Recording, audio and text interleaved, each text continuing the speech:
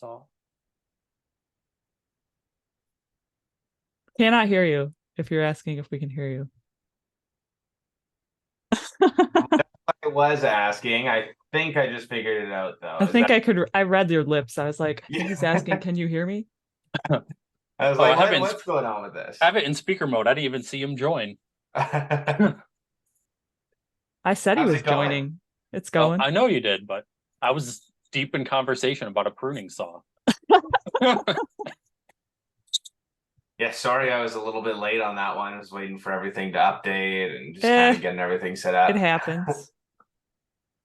It happens. Chris had to have to update once before, Yeah. and I was waiting on him.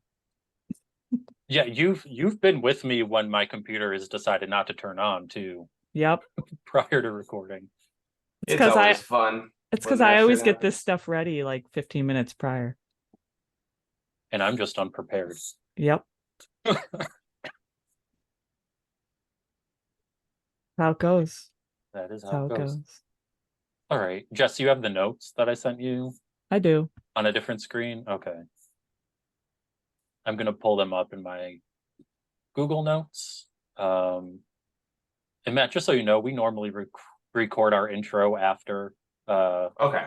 our interviews to cut down on the little bit of awkwardness of recording an intro. All With good, all people good. present, you know. Yeah, but If we you we fuck it def up, you can just do it over and over and over again, right? Exactly. we are I really good get at it. fucking it up. I am too, believe it or not. But we definitely thank you for taking the time to Join have this us. interview with us. Yeah. Yeah, of course. Thanks for having me. Fun story. We recorded with a band an interview on Saturday, and they were on the West Coast, and we finished at what, midnight East Something Coast like that. time, and we stayed on for an extra hour because we've recorded what, 20-ish, Ish. 22 episodes, and we have a bunch stacked that haven't been released yet. And I'm like, okay, so our focus was to have more interviews than we've been having, and we've been coming up with ideas and everything like this, and we just haven't been pushing the interview part. And so we stayed up for about an hour, like, who can we reach out to?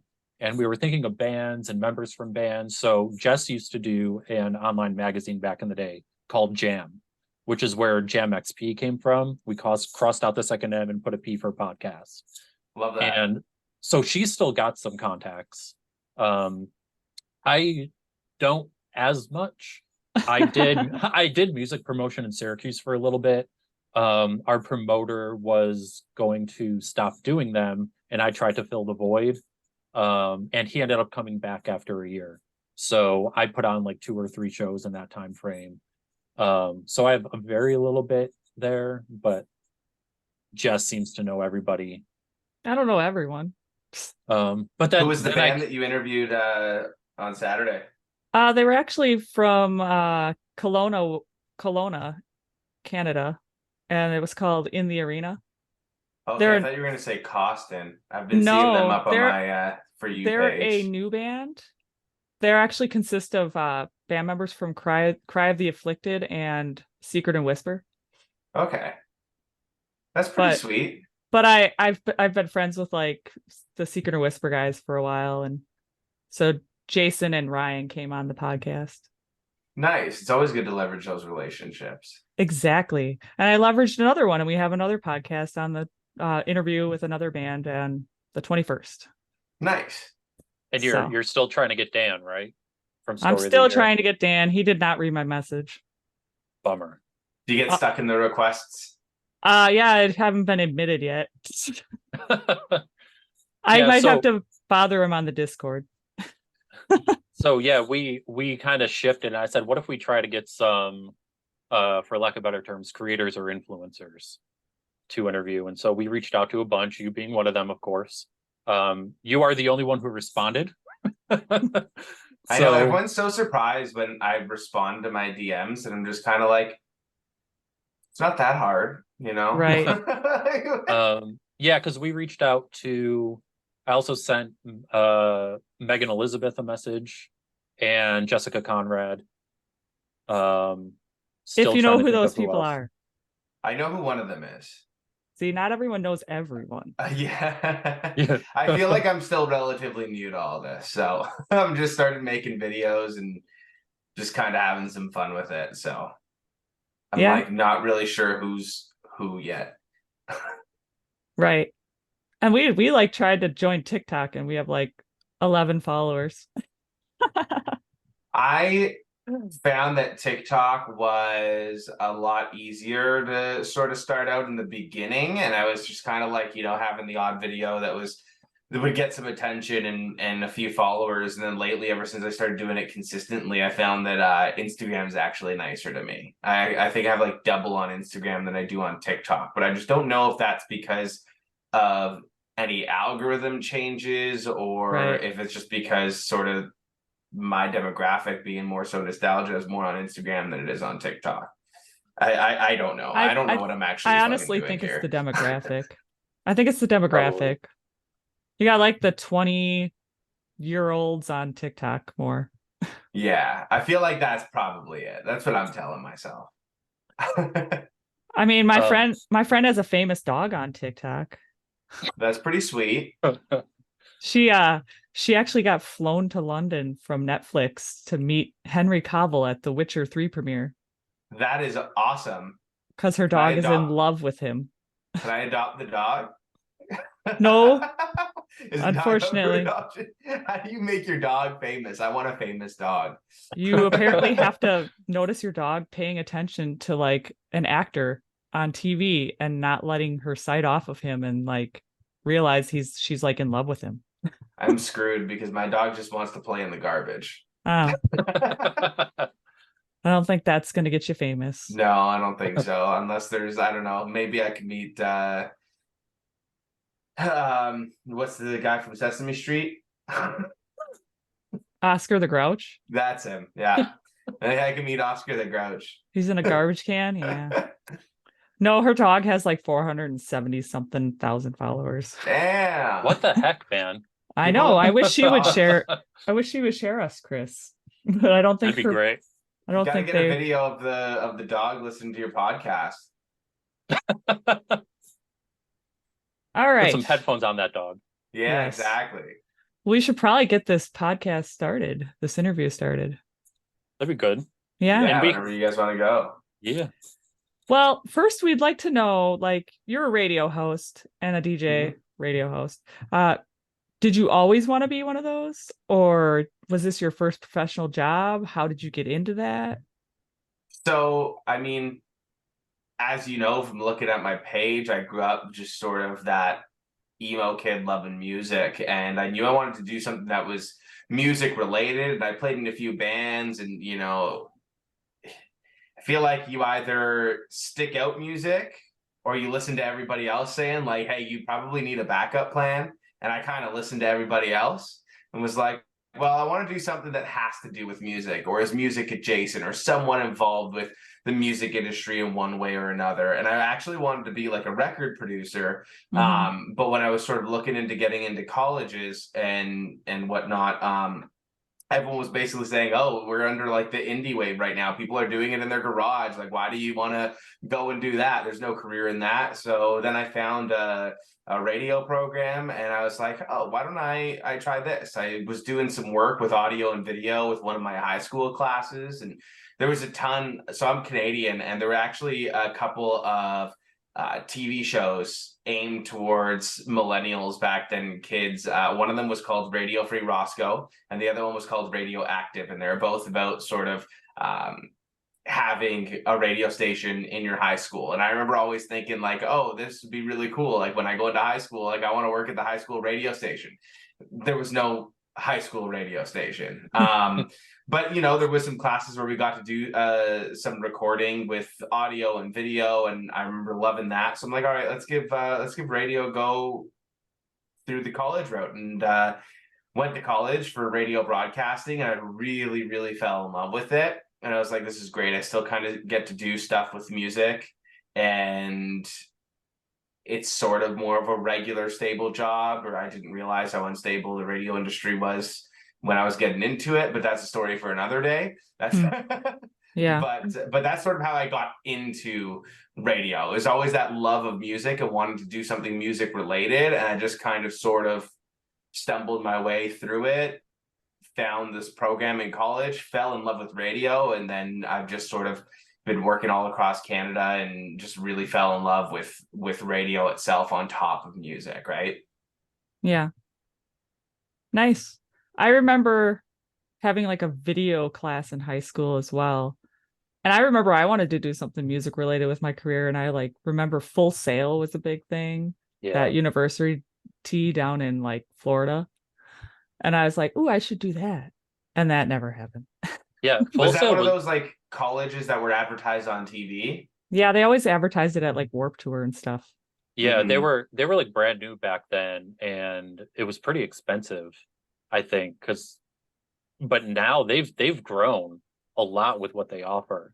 Like I think it used to be primarily just like audio engineering, if I'm not mistaken. Like that's kind of what Mhm. they focused on, but now it's like photography, cinematography, like they offer a lot nowadays. They still send me flyers in the mail.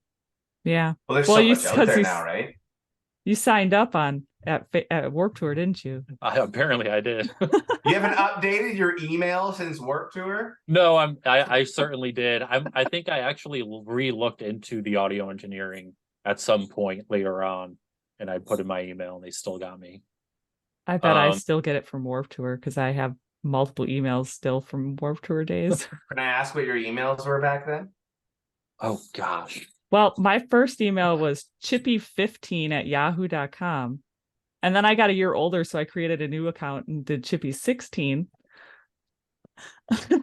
And then I was like, why do I keep changing this? Let's just leave it. Every year a new email, Chippy 17, 18.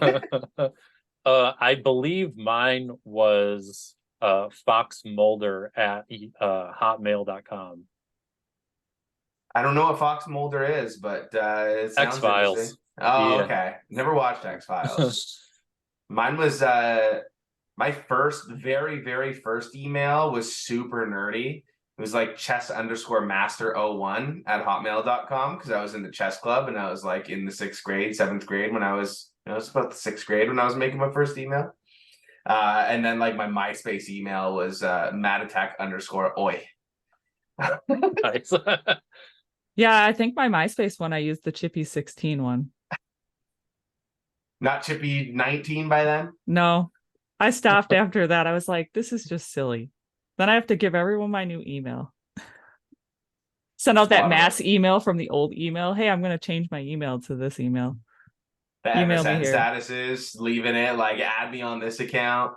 I mean, my AOL Messenger screen name was Chippy Jiggy. I remember that. Getting jiggy with it on AIM. So to follow up with the radio host and DJ, do you have any memorable or outstanding call-ins from listeners? I get a bunch all of the time. Like nothing that I can really. Ooh, actually, there was one. I don't know how I can repeat this or not, but I don't know if I should put this out there in the public, but I will anyway. I'll try to like think about how I'm saying this. I had this one woman that used to call my show almost every single day, and she was a younger woman, but she had some issues where she was, living at home and couldn't work, and she just would sit at home, listen to the radio all day and listen to me all day, and she would call me every day. And she was really nice. We got along, and I was like, oh, okay, cool. Like I get to, make her day. We'll chat every now and then. And I was working at a top 40 station at the time, and she would always request a Meghan Trainor song after our call, right? So it sort of is, okay, like I gotta run, and whenever we would hang up, be like, all right, I gotta run, anything I can do for you? And that's normally when she would be like, yeah, can you play my Meghan Trainor song? And one day I'm like, all right, I gotta go. Is there anything I could do for you? She goes, yeah, you could give me a good, yeah, And you're like, you can give it to me good type thing. And I was just like, oh, I meant a song, and hang up. And she didn't call me for a week. And after that, things weren't the same because it was really awkward. I mean, you just kind of just saying that to someone, like, give me a good it was really awkward after that. And the weird thing is like, she knows that I'm in a relationship too, and she would randomly offer to like pay for my wedding, and I'm like, I'm not doing that, no. And that would also be weird. But yeah, so that was probably the most shocking or memorable call that I got, because she would just call every day and she was a regular, and then all of a sudden, yeah, you can give me a good fucking it just like took me right at a left field. And like, I mean, we get weird calls all the time, but that one, I don't know, it just kind of like shocked me. That would shock me as well. I mean, obviously she must have been lonely. Yeah. You know, and you were the person she talked to. So she like built a relationship with you, even though it wasn't really a real relationship. Yeah, it's just weird how like one day someone's just kind of chilling and the next day they just cross that line, you know? Yeah. But kind of a weird thing to bring up on a podcast for me, but or like for me to bring that up to you guys, but that's like the first thing that I can think of. It's all good. I mean, it's an interesting story. Yeah, and since you just mentioned it, not the story, but a piece of the story, we did see you were engaged, so congrats on that. Do you guys have a date set? Yeah, we're getting married next June, which I'm really excited for. That's when me and my wife got married too, is in June 21st. My husband and I got married, and our anniversary is coming up on Halloween. Oh, your Halloween wedding. Yes.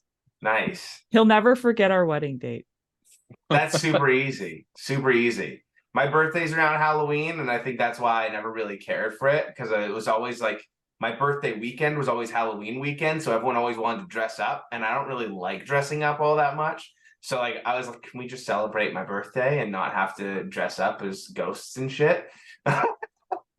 Yeah, I love Halloween. My birthday's in October as well. It's coming up as well. Well, happy early birthday. I'm the 16th. You're the 16th? Okay, I'm the 28th. Ah, see, you are a lot closer. Halloween weekend. Yeah. I feel like I would like it more if I was born on Halloween. You know, Maybe. because then it's more of an actual thing. I don't know. I love dressing up, so I have fun with it. And I feel like having a Halloween wedding, though, is like, that's cool. Like, you can have fun with that, especially if you love that, you know, and everyone's dressed up. And I'm assuming everyone was dressed up, or did you just do it on Halloween? During the ceremony, we didn't let anyone dress up, but afterwards they could change. That's cool. And definitely like the right call. Yeah. And I did not wear black. No, not the black bride. All right. Nope. And while it's on the top of my head here, happy belated Canadian Thanksgiving. Oh, thank you. Thank you. Yeah, I'm still nursing that turkey hangover. Yeah, that was yesterday, right? Yeah, yesterday and Sunday were just sort of the double Thanksgiving days. Yep. Down here, we got to wait till November. Yeah, you know what though? I like the American Thanksgiving just because they put more football on the TV. I always want to take off those days because, you know, you've got a full day of football and then Black Friday, and also in radio too, all of the American sources of news and all that are all taking the day off. So like trying to prep a radio show isn't very fun when there's nothing happening online. You're like trying to click for things to talk about, and you're like, oh, there's just American Thanksgiving and we don't really care about that. Yeah, so that it's like my favorite holiday. So you have football, you sit and watch a parade, then they have the dog show. I mean, and then you just eat food, and there's no other objective to the holiday. You can watch Puppy Bowl too. I'm telling you, Thanksgiving is actually my favorite holiday too. The Canadian one, because that's when we celebrate. But I mean, Thanksgiving as a whole concept is definitely the best holiday. It beats Christmas. it's basically just Christmas without the gift giving. If Right. you think about it, you get together with your close friends and family, you get to eat a bunch of food, you get to take a nap in the middle of the day, you get to watch football. It's not as cold outside. Thanksgiving is, well, for you guys maybe because it's end of November, but for us in October, it's, you know, still pretty decent. So it's kind of like, yeah, this is way better than Christmas. Right. I don't know. I go Halloween, Christmas, Thanksgiving. Sorry to bust your bubble. Oh, it's okay. We can't all be perfect. Nope, Right. we can't. We definitely aren't. So, what is the music scene like in your neck of the woods these days? I think the Canadian music scene's awesome. I think it's always been awesome. I mean, in Canada, we have what are called CanCon rules, at least within broadcasting, radio, TV, and whatnot, where a certain percentage of content that gets aired needs to be Canadian. So it kind of gives Canadian musicians a push and some support. So there's actually a lot of artists that are really big in Canada that never really made it across the border, and it's sort of because of those rules. It's great. I think because in Canada we live next to such a big, you know, giant of content, you guys really are, that it's a little bit harder, I think, for a lot of really talented artists to break through. So I think that's why those rules were put in place, which those rules over here kind of get argued a little bit. It's sort of, you know, some people like them, some people hate them. I think it's great that, you know, some artists get a push that deserve it, that are Canadian. And I mean, even if they don't break through across the border and internationally, there's some huge Canadian treasures that, you know, we absolutely love and adore that never really got the attention elsewhere. But then there's also a lot of bands that have. So it's just, Canadian music is sort of, it's different, it's weird, it's funny, and there's a lot of really good acts doing it right now. Nice. And so to shift a little bit, what got you specifically into emo music? Like, can you explain your journey leading up to discovering it? Yeah. I mean, when I was a kid, it was sort of felt like I didn't belong, which I feel like is the early emotions to sort of getting into any type of heavier music. And then if you want the long story, I'll give you a long story. You know, the whole music journey was starting out with, go figure, Adam Sandler's Little Nicky. You know, so I'm watching Adam Sandler's Little Nicky, Highway to Hell is playing. And I think a week or two after watching that movie and just loving it as a little kid, I think I was maybe in the 6th or 7th grade. I'm in the car with my dad and he's playing Highway to Hell. I'm like, oh, this is the song from Little Nicky. He's like, yeah, this is AC/DC. Like, here, he gave me the CD. So now I'm like, oh, okay, cool. I'm into this rock artist, and started like getting into some rock music and trying to like discover whatever I could at that time at like 11 years old. And then I heard some kids in class talking about Metallica, and I'm like, it's Metallica. They sound cool. I want to fit in. So I went to the store, not knowing who Metallica was, and the only CD that they had under the Metallica label was the Black Album. So I buy the Black Album CD, go home, throw it into my Walkman, throw it on, and it just like blew my freaking mind. And so that now all of a sudden I'm like, oh, okay, cool. Like, I love metal and heavier music, and I'm like telling everybody about, you know, you're excited. Like, oh, have you heard Metallica? Like, I love Metallica. And my uncle was like, oh, you like Metallica? Here. And he burnt me a CD with like Nirvana and Hendrix and all these different people. And it was just sort of kind of starting down that pathway. And then my cousin was really into Blink-182. And then that was when the pop punk sort of came into it. And then I think my uncle gave me The Used, a CD from The Used, and I was like, who is this, right? So it's just kind of like all that road of discovery, and, you know, a part of you discovers music from other people, a part of you discovers it on your own through friends or through online, and just picking apart everything and just sort of like consuming everything, because immediately anything within sort of that punk or metal genre and umbrella of music was just sort of, it was hidden me, right? So I just wanted more. And it was like a drug. I'm like, oh, okay, like Metallica's cool, give me more metal. And then I think I discovered like the Sex Pistols. I'm like, okay, give me more punk. And you kind of just go down this route of loving it all. And then when emo sort of came to be, and I found emo in all of these bands, and that was sort of also what all of the kids that I hung out with in high school that I sort of fit in with were all listening to. And you just kind of, like I said, consume it all and as much of it as you possibly can, to the point where it was like consuming me.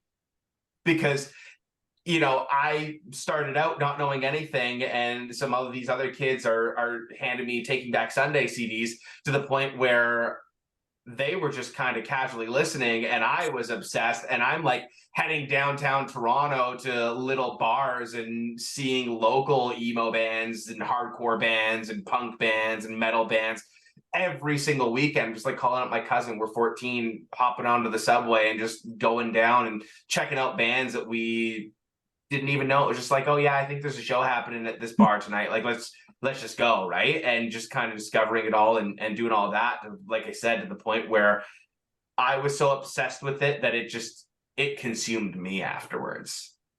It's funny because that's kind of what happened to us. And I don't know if you listened to our very first intro podcast episode. I know it's a long one. It's like an hour 45. But we talk about like how we came into the music, and we did not plan it at all. We didn't talk about how we discovered the music prior. We have almost the exact same story, Jess and I. We have an older sibling who was into heavier music. And we kind of got into it that way. And then you had the Tony Hawk soundtrack. So of like course. Goldfinger gets pumped into you, and like, who else was on there? Like Suicidal Tendencies, Suicide Machines. And it kind of grew from there for me. And I had a very long skate punk and ska phase, like maybe 4 years or so. And then in my senior year, science class, a girl was in a Saves the Day, and she had me listen to Saves the Day, and then it just kind of grew from there. The first real exposure to multiple bands was I got the Take Action Volume 3 compilation, which had like Silverstein, it had like everybody on there, Fall Out Boy, like anyone you can almost think of. And that's what grew for me. And yeah. Jess, what would you do if someone handed you a Taking Back Sunday CD? You saw me smirk. I would throw it in the garbage. No, absolutely not. Why would you do something so horrible? And I really tried to get her to listen to the new songs, because they've progressed so well, and the new songs that they released coming from their upcoming album sound so great to me. They're so good. I cannot get her to listen to it. Blame my friend Candace. It's all her fault that I hate Taking Back Sunday. Did she break your heart or something? No, she tried to push it on me. Oh, to the point where you associate them with her or something? Or every single time I would get in her car, she would like put that in her CD player and force me to listen to it, even though I wasn't really super into it. So she never really gave me a chance to try and get into it, because she forced it upon me. Now we did this episode go up where we tried to listen to bands we didn't like before? Did we? I don't remember. Did we post did that one go up? I don't remember think we did yet. So we did an episode where we took 3 bands each that when they were popular back in the mid 2000s that we didn't like, and we tried to re-listen to them now. It was the worst idea I've probably ever had in my entire life. I need to know who these bands were and why was it so bad? So I can tell you we both listened to Circa Survive. You both didn't like Circa Survive? No. Oh, I love Circa Survive. And okay, so after I go through this, you'll pick up where my dislike in the music genre comes in. I listened to Coheed and Cambria. I knew you were gonna say Coheed next. The second you said Circa Survive, and then next, I knew you were going Coheed. And then you didn't like the higher pitched singers, right? It's the higher pitched singer, but not all of them. Because here's the catch: I loved Alisana. And a bunch of Drop Dead Gorgeous I liked. Okay. So it's not all of them. However, the silver lining is the newer Coheed I absolutely love. I love Coheed. I love Coheed, and I love Circus Survive. We're just naming all bands he loves and hating on them. Like Coheed and Cambria, though, I understand.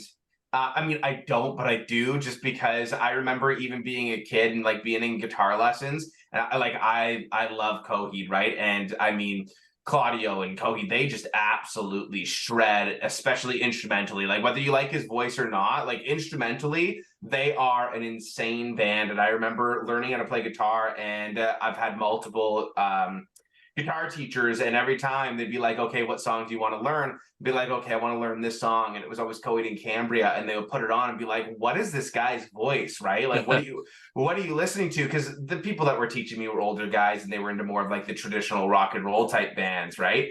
And then they hear Coheed, and they're like, oh, this is like a girl singer, whatever. And then they hear the instrumentals, and they're like, oh my God, this is disgusting. Yeah, these guys rule. Let's teach you this song. And that's I think I dissected it on the episode. I said the voice energy doesn't match the instrumentals for me. Like it throws me off. Like I feel like their riffs in the instrumental section is so much more exactly that. It's rhythmic, it's heavier, and then when the singing comes in, it just throws. I'm expecting something heavier in the voice can't comprehend too. it. Yeah, but now that they've gotten older, the voice has deepened and it's changed, and so now it all makes sense. It all comes together. That episode airs on the 24th, in case you're wondering. Okay, I'll keep an eye out on that. So who else did you not like? who did you not like, Jess? Now we need to go through this, because I'm taking over the show now, and we're going to evaluate the bands that you didn't like. This is now the emo therapy session. Yes, this is the emo We're gonna therapy evaluate. session, 100%. Well, mine had Death Cab on it. No. Death Cab is great too. These are all like core essentials. I know. Unfortunately, I find him very boring and slow.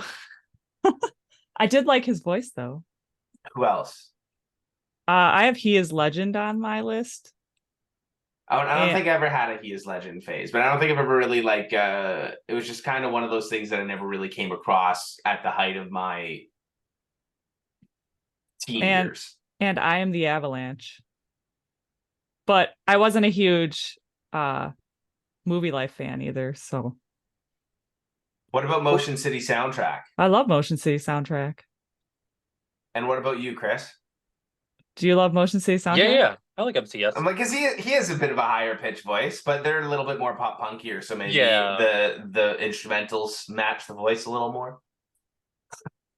Yeah, Justin's voice isn't as high pitched as some singers, though. Yeah. Honestly, I think when I was sort of in the height of it all, I didn't like My Chemical Romance as much as I do now. Like I liked them, but I wasn't like huge on them. I was more into the Used, and because of that, I saw My Chemical Romance like 100 times, and I liked them, but they were like nowhere near my favorite band for the time. Guess who was my third band? Oh, you had Circa. Alexis on Fire. Yeah. You can't not like Alexis on Fire. Okay, so the update is I don't not like them. It's just not my thing. Okay. You did give them a 5 out of 10. I gave them a 5 out of 10. It's just not my speed. It's not his cup of tea. My friends always said I have a very specific taste in music. And I can't disagree with that at all. Well, I mean, me and Chris do disagree sometimes on stuff. All the time. If you're not liking it, what about City and Color? I don't think I ever really listened to them. No? I don't remember listening to them either. City and Color is just Dallas Green from Alexis on Fire.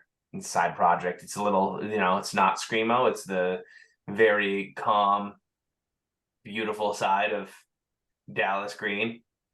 It's beautiful music. He's trying to get us to I'll- listen to it. I'm going to put it on my listen list. Jumping into the next question, because we do have a lot listed out here, I hate to say.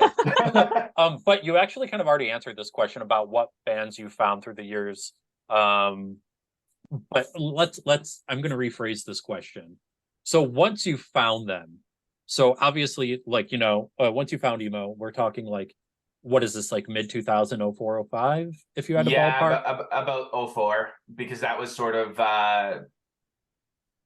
eighth grade, kind of going into high school. Okay. So since then, the bands have come and gone kind of thing, and the scene is ever changing. What bands have you found through the years that either rejuvenate your interest in the genre or just kind of keep you going and keep you searching for more new bands or whatever the case may be? I'm gonna say A Day to Remember, because I feel like A Day to Remember, now I started listening to them maybe in like 07, 08. The first song I heard from them was their cover of Kelly Clarkson, Since You've Been Gone. And then I was just sort of like, who the hell is this?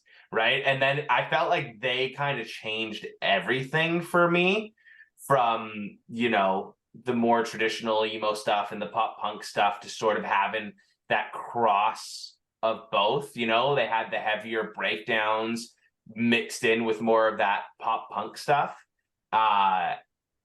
And any single time, even if I kind of, go down a different path music wise for a little bit, like I'll throw on A Day to Remember song and I'm like, I'm right back into it. Yeah. Same thing with the Used. Like the Used, like I can go months without listening to a single emo song, which is really rare that I'd ever do that, but I can really go heavy into more so of like the punk route, or like Gaslight Anthem's actually my favorite band, so I'll go like months at a time where I listen to nothing but like the Gaslight Anthem, maybe like the Menzingers, Spanish love songs and stuff. And then someone will throw on Taste of Ink and I'm right back at it again, just playing all of my old playlists. Like the one playlist that went viral from that one video, that like my first like think truly viral video, was just me skipping through my emo power playlist, which I've been listening to since forever. I think I made that playlist on Spotify in 2018.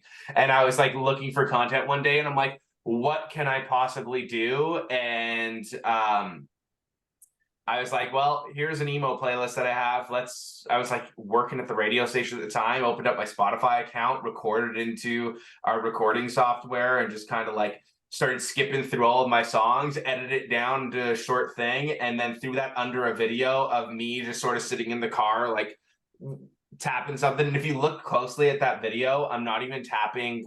Am I tapping on a phone? I might not be tapping on a phone. It might actually be no, I am tapping on my phone.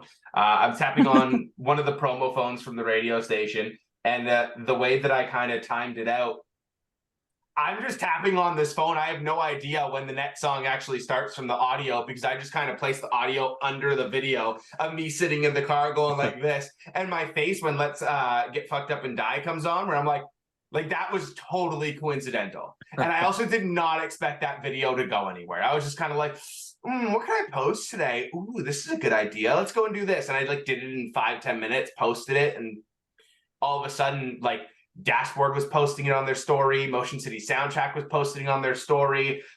Casey from the Wonder Years started messaging me. And I'm just like, what is happening right now? And that was my first like real sort of like, this is so cool moment that, oh my God, I've been making content on the radio or for the radio station social media pages, or the odd little kind of funny thing here and there on my personal pages every now and then, but never really got noticed or had anything sort of blow up. And then that was like, oh my God, like the people whose music I absolutely love, like are liking my content. This is crazy. Yeah, it's funny how that happens. Yeah. And it's funny you mentioned the Since You've Been Gone by A Day to Remember. My wife and I played that version at our wedding back in 2008. And people looked at us like we were crazy when me and a couple of my friends, started hardcore dancing and breakdown in the middle of our wedding. That version is the best. So whenever I'm at work and that song comes on, I just start singing the Day to Remember version. So I'm like Kelly Clarkson singing, and I'm all like, "Such a big on." and then you were saying like how, you can hear a Taste of Ink or, a couple of Day to Remember songs, and it just pulls you right back into listening to it again. I'm the same way when it comes to heavier music. So like I can go quite a while without listening to any kind of like hardcore or metal. And then I'll be like, oh, I should listen to Every Time I Die. Anytime I put them on, like I'm right back in it. Like, why did I stop listening to them? Like, go right back into it. And yeah, just pulled me back every time. I'm old school. I flip through CDs still in my car. You know what? I was doing that, and I thought I was the last person to do it up until like 2016, but that was just because the car that I was driving up until 2016 didn't have aux or Bluetooth. It was just CDs, so I was still going into the stores and buying the CD copy because the quality of it was just so much better.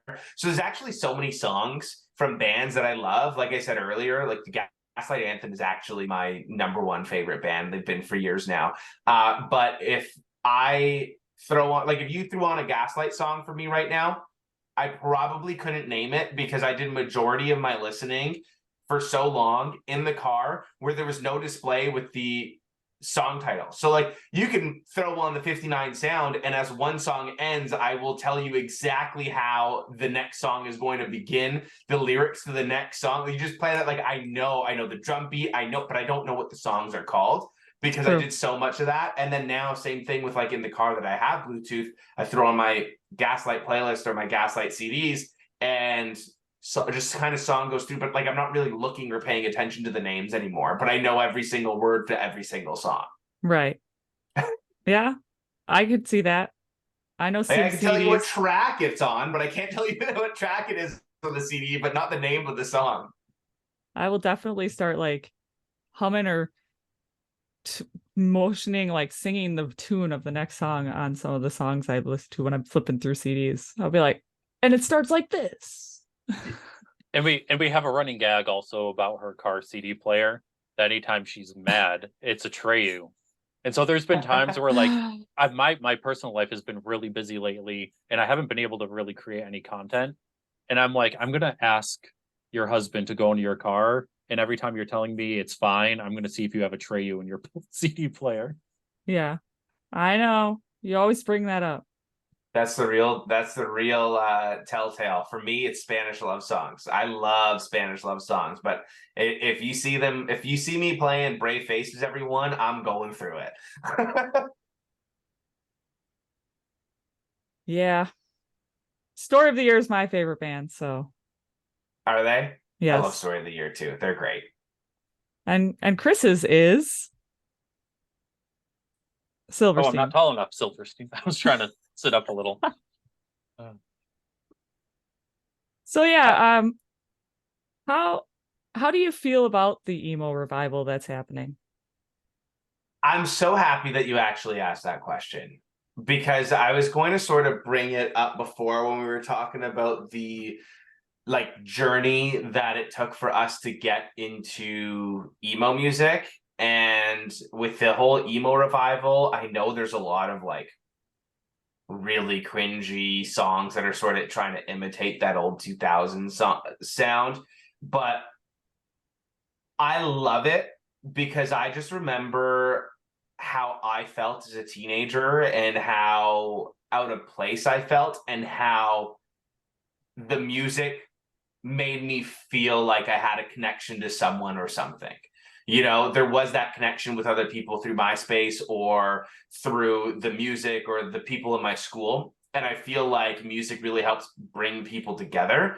So whatever way people discover emo or pop punk or any of that, if let's say MGK, since he's the pop punk punching bag, if it takes MGK to put out Tickets to My Downfall for some 16-year-old out there that's feeling really shitty and that no one can relate to it, and they were like, you know what, I really like this MGK album, let's start sort of like fall down the rabbit hole and they discover, you know, the Blink-182s and the Sum 41s and the Used and the My Chemical Romance, and they sort of fall down that rabbit hole and go through that journey of discovery like we were talking about earlier, then I think that's fantastic. I'm not about gatekeeping as someone in my 30s. 16 was totally different, okay? Yeah. It's true. What about a little bit of a pivot on that? You know, a lot of the emo bands that are coming out now, or pop punk bands that are coming out now, are female led, right? So how do you, I mean, I obviously I'm not trying to pivot this as like are you pro female fronted band, but how do you like the fact that it's, I love it. It's a lot. I love it. I think there's way more opportunity for women and people of color today in the scene, which there wasn't as much back then, even though we like to look back and be like, oh yeah, you know, punk and all of that, we're more progressive and we're welcoming. But the truth of the matter is there were bands, they were around, and the scene was, you know, more accepting than maybe other scenes. But seeing how accepting everything is right now and seeing that more people sort of get in on this, like I mentioned earlier, it's the same thing with, I think, 16-year-old kids sort of discovering it and it helping. More representation is always a good thing, right? Yes. So seeing more people get those opportunities, I love seeing that. And it was pretty rare back then. I mean, you had like I'm forgetting his name, the lead singer of Killswitch there for a while.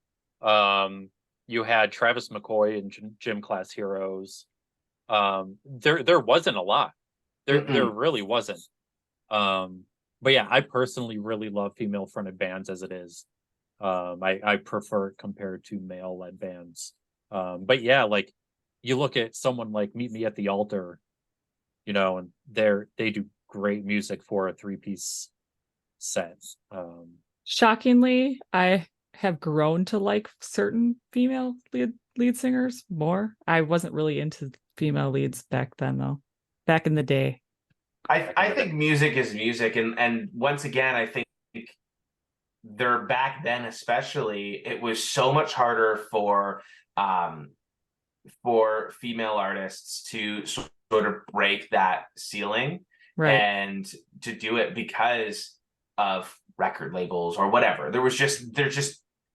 It was so much harder for them to break through. I think, I mean, I'm a straight white dude talking about this, so I'm like, don't really know as much, but it's nice to see when, like I said, people of color and women can sort of break that barrier in a white male dominated space. And I mean, good music is good music, so it's great to see good music being done by more people. And if that also helps, once again, more women and people of color sort of find the genre and express themselves in a way that they feel they can express themselves, or make them feel more comfortable. Like I just think that's always a good thing.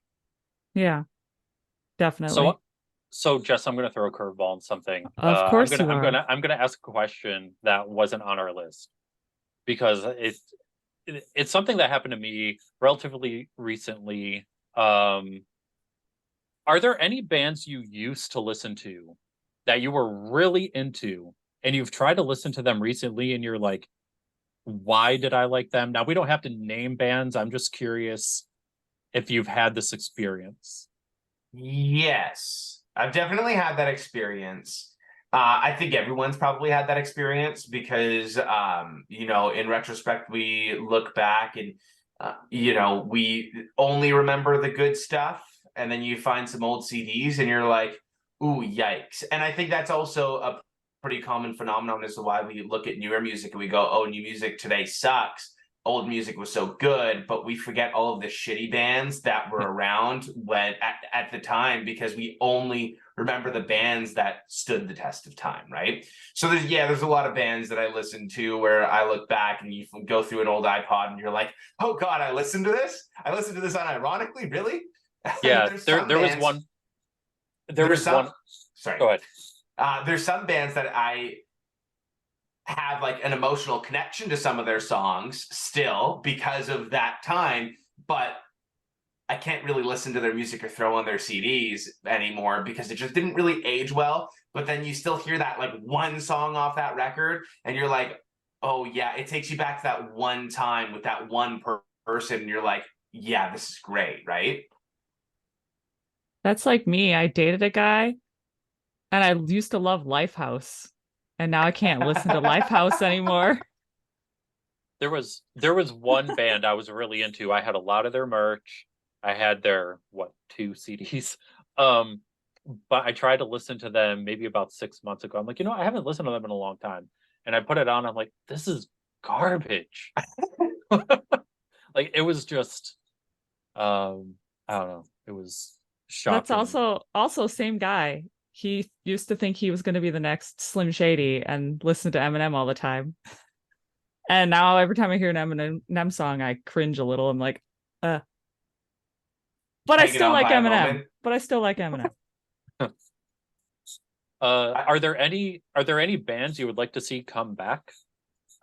That haven't, come back yet. Yeah, I think if you asked me last year, I would have been like definitely the Gaslight Anthem. I think probably the only one I could truly think of is Modern Baseball. I love Modern Baseball, and I'm so upset that I never actually got to see them before they broke up. And with all this, I'm just kind of like, please, come on, like just do a little reunion tour, Oh yeah. maybe maybe the organizers of When We Were Young will just put their name on it and they'll feel obligated.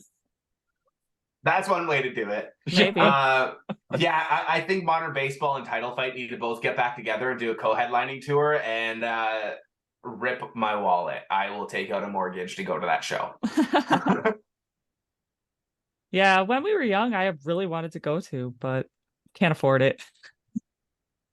I Sadly. actually am going to be at the Sunday show. I managed to swing that. I haven't really told anybody yet, but I somehow managed to swing When We Were Young, so I'm really, really looking forward to it. I didn't go last year, but I'm going to be there this year, which I'm really stoked for. So it's your birthday present to yourself. It really is. Yeah. There's a parent in my son's daycare who just happened to mention like, oh, I'm gonna have to have my parents watch my daughter while we're gone in Vegas in 2 weeks. And it didn't hit me until after I get in my car. And I'm like, wait a minute, Vegas in 2 weeks. And so like the next day I can come back. I'm like, are you going to When We Were Young? Like would not have pegged this woman as interested in going to that kind of thing. She was like, actually, yeah. So I was like, you can totally come on my podcast and give us like a rundown of what it's like. It's so funny though that you say that, because I think there's just so many people out there that you don't peg as the type to sort of been emo back in the day. I mean, I've had so many messages even from people in my past, like throughout my radio career, where they didn't know me with the funky hair and all of that, and I guess they didn't know what my personal music taste was outside of work, and they found my videos after a while, or like people I worked with, partners or people that I ran into in town in different cities I lived in, and they're like, dude, I had no idea you were into emo. Like you're all over my feed right now. What? Yeah, and there's a lot of people messaging me saying that they had an emo phase that I sort of knew too, that I just like, oh, I didn't peg you for that either. Yeah. We're all a little bit emo. I mean, emo's just emotion, right? Exactly. We're all emotional in some way or another. Whether we want to admit it or not. Yeah. So I saw that you like going to concerts and you spend too much money on them. That being said, in the last 5 years or so, what concerts have you gone to that were the most memorable? I'm going to say the Wonder Years, because the Wonder Years I sort of got into a little bit later as well. And then through the pandemic, I discovered Spanish love songs. Like they just showed up on my Spotify, and like I mentioned earlier, Brave Faces Everyone, like at one of the toughest times, right? Like a height of the pandemic, it was sort of like an accidental pandemic album because it came out right before the pandemic. And it just sort of touched on every single like millennial issue. And if you didn't know it came out before the pandemic, there's some songs where you're like, oh shit, like this very well could have come out right at the height of it all. But because I became obsessed with them, they ended up touring with the Wonder Years while the Wonder Years were doing their Suburbia and Upsides anniversary tour. And they didn't come to Toronto. They went to London, Ontario, and they went to Ottawa. And I was like, oh, one's a 3-hour drive, one's a 5-hour drive from me. I got to take the day off work, and I got to go to like see Spanish love songs. That's why I went to go and see him. Like, I got to drive 3 hours to see an opening band, but I was so excited, did it anyway. And like I said, I liked the Wonder Years, but I wasn't like drive 3 hours to see the Wonder Years at that point. So I go, I see Spanish love songs, and then the Wonder Years just put on such an amazing show that I was just like, I had goosebumps the entire time. And then they came back again in the spring with Hot Mulligan, who I also haven't seen and wanted to see. So I'm like, all right, great, Wonder Years and Hot Mulligan. And I like lost my voice screaming out all their songs. And now I'm excited to go and see them again in a week or two for their Greatest Generation anniversary tour. So this will be my third time in like a year and a half of seeing the Wonder Years, and it's just because they put on one of the best shows that I've seen in years. So they're a really exciting band to watch. Where is that show? Where are they playing? In Toronto, they're playing at the Phoenix. Okay, I think they're playing like Buffalo the next day, because I know they're coming nearby, to me at least. Mm-hmm. You said you're in Syracuse, right? Yeah. Yeah, and so all my family's out in Buffalo, so they're probably doing Buffalo. I don't see why they wouldn't. Half the time, bands just kind of go through Buffalo and skip Toronto, which is frustrating. It's like it's so hit or miss, because right now there's only one promoter in the area, and they cover Buffalo, Rochester, Syracuse, and Albany. So like pretty much all of upstate New York. So it's kind of a gamble where they're going to show up. But since they're based out of Buffalo, most of them go through Buffalo. So that's kind of a bummer. But they usually, a lot of tours skip my area because they go to Chicago instead of Milwaukee. It's 2 hours away. Chicago's sort of that much bigger market, I guess. It is. I always thought that, like, you know, Toronto's a pretty big market, biggest Canadian city. Why not hit that? I feel like Toronto's bigger than Buffalo, but I could be totally wrong on that one. But Toronto's nicer than Buffalo. Sorry, people in Buffalo. There is no argument about that whatsoever. No, and half the Buffalo's time I feel dingy. like with Toronto, you have so many people that live like outside of the area that are willing to drive into Toronto because it's the only place that bands really come. So it's sort of like it's sort of like a greater Toronto area show. And I feel like Canadians are so supporting that half the time too, a band comes to Toronto and they end up selling 2 dates because so many people want to go and see them, because, well, I think we're also just like grateful that people came north of the border as well. Yeah. So Toronto is about 10 times the population of Buffalo. There you go. 10 times nicer. Dang. Yeah. Especially your side of the falls too. American yes, garbage. I have seen Niagara Falls on the Canadian side. It's much nicer. They definitely did it up as a tourist area. I don't know what the plan was there on your side, but it's a lot of fun on our side. We decided we got the shittier side of the fall, so we're gonna have the shittier tourist destination. So what are some dream festivals that you want to attend, or if you've already attended some of the dream festivals, what were they? I mean, when we were young, which is really exciting because it's basically all of the bands from, you know, that got to see back in the day, which is awesome. And believe it or not, I've actually never seen Green Day, so I'm really excited to see Green Day. That was just kind of one of those bands that fell through the cracks. I never really got to see them. So I'm really, really excited for that one. And then festival wise, I mean, Warped Tour from when I was a kid, and a radio station that I grew up listening to in Toronto, which also have had the pleasure of doing a few shows on as well, which is really, really cool. But they used to put on their own festival here in Toronto as well.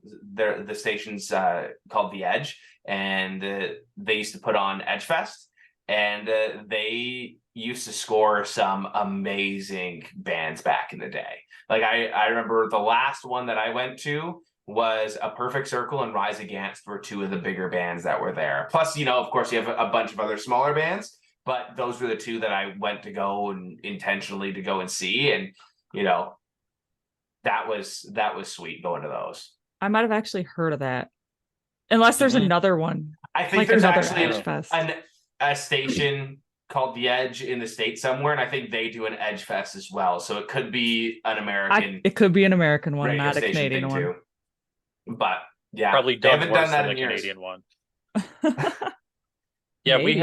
we have a local station in Syracuse called K Rock. And they used to have a K Rockathon. Actually, they might still do it. And they used to score some big bands too, through the years. But I've heard horror stories of how people get treated there. So Yeah. nah. Festivals are fun though. I like festivals, although I haven't been to one in a very long time, and a little part of me is kind of nervous for when we were young, just because I'm like, what do I need to bring to last the entire day? Like, am I going to survive in a pair of Vans, or should I go get some orthotics? Should I bring some New Balances? Do I need to bring, you know, my own water bottle? What can and can't I bring? I'm just, you know, overthinking it now as an old man. Whereas back in the day, I'd go with a bandana and a tank top and be like, all right, let's do it. Yeah, these are elder emo questions you're asking yourself. Yes. Oh my Not gosh. 16-year-old questions. My husband and I, back in March, went and saw Story of the Year's CD release show down in St. Louis.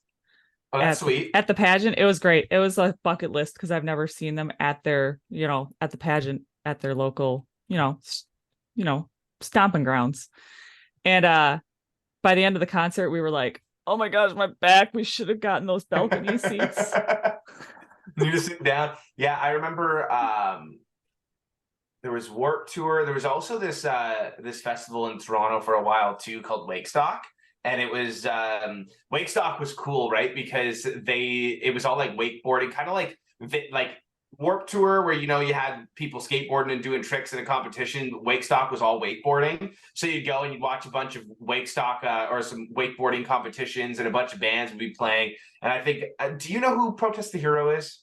Mm-hmm. Yes. Okay. Because I never know if they, like, once again, going back to the whole Canadian thing, I'm like, I don't know how big internationally they were, because I was, you know, internet also wasn't as big back then. So I wasn't really paying attention to how big bands actually were. They felt really big to me, but looking back, I'm like, were they really big, or was it just me and Toronto and Canada? So it's good. I love seeing Canadian bands sort of get that exposure. But I remember I won tickets to Wakestock through Protest the Hero on MySpace. And I would go to all of their shows whenever they were playing in Toronto. I remember like going into an alley at one point with my t-shirt. I had all the guys from the band sign my t-shirt, and I was missing a signature from one of them. And I was like, where's the last guy? And like, he's in the alley. So I go into this like little alley in downtown Toronto up to a bunch of grown men. And I'm like, can you sign my t-shirt, please? Just to get that final signature. But yeah, Wakestock was really cool because it was sort of like a smaller Warped Tour, and you would be like sitting down on a blanket having a cigarette, and like some of the bands would come and sit next to you and like, hey, can I bum a smoke? And just sit there and talk to you for a little bit. Those ones are really cool, where you get to sort of just kind of hang out. Chill. Yeah. I remember I really wish Warped Tour would just come back. Same. It was definitely the number one tour of its time. It's basically when we were young, but not toured, but it toured, right? I think all of those bands are a little too old now, but you know, you get some newer bands. There's a lot of really good, newer, younger emo bands doing it right now, and pop punk bands doing it right now. You don't need to have Blink-182 headlining Warped Tour for it to be successful. You can do some sort of other traveling tour with a bunch of these newer guys. Yeah. Actually, that being said, what are some of your current favorite bands that are newer? Hot Mulligan for sure, and Spanish Love Songs are sort of those top two for me right now. I'll have to check. I've heard of Hot Mulligan, but I never heard of Spanish Love Songs. Well, obviously, with how much I'm bringing them up, I'm obsessed with them. Yeah, Spanish Love Songs are one of my top bands right now, and yeah, Hot Mulligan's absolutely killing it. Like they just, with every release, they just get better and better and better. So, and I personally think that they put out album of the year this year. So Have to give them a listen. I'm going to backtrack for 2 seconds because you're talking about Protest the Hero, and I swear somewhere in my head I'm like, I saw them on tour at some point. In 2008, they toured with The Day to Remember and The Devil Wears Prada, and that's when I saw them. that would have been a great show. I don't remember it, but I definitely went to it. It's on my it's on my list of concerts I went to. I that have to have look it at my wall documented. for my list of concerts. That's all my amazing. I tickets. love that. I have a bunch of them still, but I think I lost a lot of them. There's like 80 of them in that big one.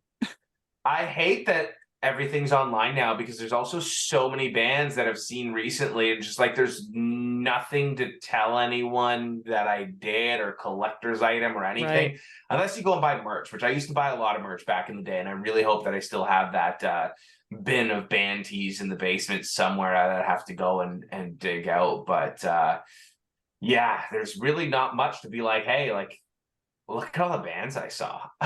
Yeah, Right. look at my sweet printed out ticket on my paper. Yeah, like, right. No tickets. They don't do physical tickets really for a lot of stuff anymore. And it sucks. now it's all on your phone. Yeah, that too. I know a lot of venues will do will call, but I wonder like if they'll give you a paper ticket if you do will call at some of those. You venues. probably can, but also like, let's be real, as much as we sit here and complain about it, it's just so much more convenient to have it on our phones. It is, but I still like that little trinket to add to my collection. I love your collection. So, Jess, who are some of your favorite current bands? Well, I love Normandy. Mm-hmm, mm-hmm. I had Chris listen to them. He liked them. They're good. Yeah. What else do I like? Fort Hope's coming back. They're making a comeback. I don't know if you've heard of them.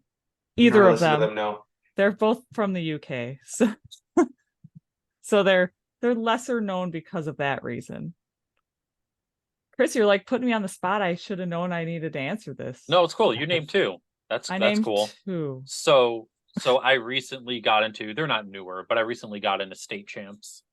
State Champs are good, yeah. I say recently, it's probably been close to a year now. And so I was walking my dog earlier today, and I listened to the new Sleeping album that they self put out there. Mm-hmm. And after you're done listening to an album on YouTube Music, it either just starts playing more songs, or it'll be like, hey, bands just like this. I found a band called Vettese, and I was like, oh man, they're really good. And so I like played the whole album, and then I looked at when it was released, and they're not a band anymore. And that album was released in 2011, and I'm kind of bummed because the music was really great. It's not really a new band, but it's new to you. It's new to me. Yeah. I hate when that happens on Spotify, and it's like I'm listening to my weekly discovery, and then there's a band I really like. I'm like, oh, let me look them up. Oh, they broke not up a band in anymore. 2018. Not even. Sometimes it's like 2013 or even later, and I'm just like, what? Some of these bands get a revival. They were never really big back then, and then they just sort of get a revival now. You know, They sort of like get the praises that they deserve now. But yeah, actually going back to a couple of new bands, because I'm like looking at my Spotify playlist because you put me on the spot and I couldn't think right away. Yeah, I know. Now he's got me looking at mine. I got to look at mine too, because I was not ready with anything else. I also love Pool Kids. Have you heard of Pool Kids? Yes. Pool Kids are amazing. I'm obsessed with them. Have you listened to them yet, Jess? No. Have you? No.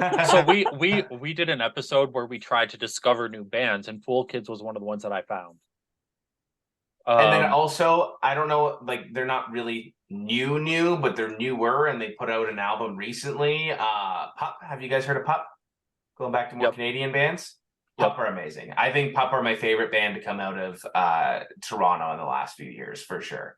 Yeah, one of my kids' favorite YouTubers loves Pup, and he's always wearing a Pup shirt in his videos. So rightfully so. I was like, who is Pup? I have to listen to them, and I listened. So they're so good. I'm looking for some bands here. I don't even remember who I mentioned in that episode, but I know Pool Kids because they are constantly on my cycle now. Conscious Uncoupling is probably my favorite song of theirs. I remember, I think I did Wind Waker. Wind Waker is And great. Soft Spoken. Soft Spoken is good too. And then Those- also, so I'm going to see Hot Mulligan again in, I think, November.